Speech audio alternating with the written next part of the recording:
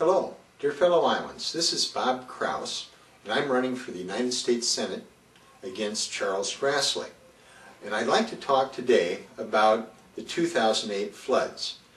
There are people out there today that are in the same condition economically and physically as they were at the end of the floods when the water had gone down.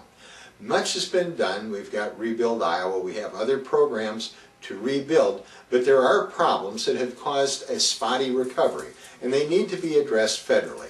Part of the problem is that in the urgency to address the needs, the immediate needs of the flood victims, many historic categorical programs were used to give aid to the flood victims. Unfortunately, these categories, USDA loans, Small Business Administration loans, Central Business District grant loans, were not originally intended as flood relief programs. And so the regulation set doesn't take into account certain special needs for small businesses, for the elderly who cannot support debt, for homeowners that are in special categories of flood zones and even outside of the flood zones that were hit.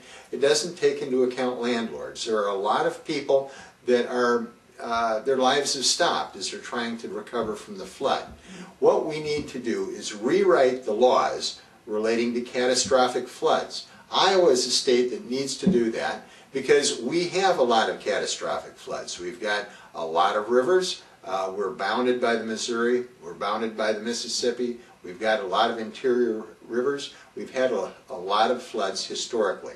What we need to do is create a special law that will allow flexibility with these categorical grant programs so that the end objective is accomplished, that people are housed, that businesses are stood up again and operating, that governments can function, that the mission can be accomplished, and that the regulations which stand in the way of allowing this to occur can be waived by a competent administrator. I plan to do that when I am elected to the United States Senate, and I ask you for your vote.